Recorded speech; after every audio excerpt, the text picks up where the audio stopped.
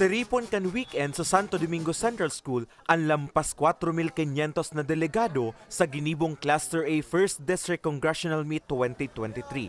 Anum na banwaan ang sakop kan Cluster A. Inian Bakakay, Tiwi, Malilipot, Malinaw, Santo Domingo asin Rapu-Rapu. Ang mga atleta asin estudyanteng sinda John Mark asin Sofia, labian kaugmahan na naibalik na ang siring na pakawat na 2 taon man na ipinundo huli kan pandemya. Kaya naman labi nanggad ang sa indang naging preparasyon. Ako po, maugmahon po ako ta. Nabalik na po siya ta. 3 years man po bagagday nakapakawat. Nagpara-training ki Maray, tanganing makabot po kami digde para manggana po. Tapos ipaglaban ng Malinaw.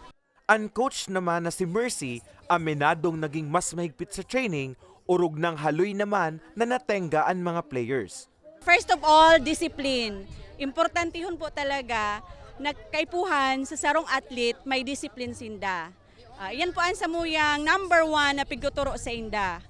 Host municipality ngunya na taon ang Rapu-Rapu. Sabi kan School Sports District Coordinator, dakulang angat ini para sa inda. Apwera kaya sa balyong dagat ang sa indang banwaan, ini man ang enot na pakawat matapos ang 2 taon man na suspensyon huli kan pandemya. 11 pa lang po kami digdi, nag-anticipate na po kami para po sa ground preparation para maging successful po itong event po na ito. So mga kasabi po yung mga teachers po, coaches, officiating officials to prepare kasi we are the host. So as the host, we anticipated the event para makaprepare po as early as possible. Sigon sa Public Schools District Supervisor, apwera sa obhetong luay-luhay ng naibalik sa normal ang mga aktibidad sa mga eskwelahan, obheto man kan aktibidad na makabilog ning team na magiging representante sa provincial meet, Bicol meet, asin palarong pambansa. Itong pinakamagayon niyan kasi for the very first time, ang elementary schools and secondary school nagkasararo na sararo na magkarawat digdi sa Santo Domingo being ginibong venue ang Santo Domingo ng municipality of Rapu-Rapu. Labi man ang pagpapasalamat kan DepEd sa suporta kan mga LGU sa mga paroktukdo, coaches, mga magurang asin iba pang stakeholders.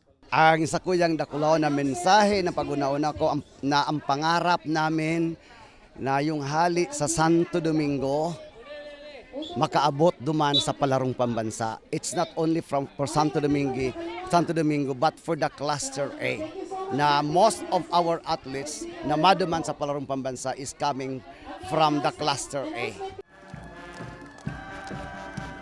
Sa hure, naiuli kan Tiwi District ang overall champion sa primary school level, first runner-up ang Bakakay District na sinundan kan Malilipot District.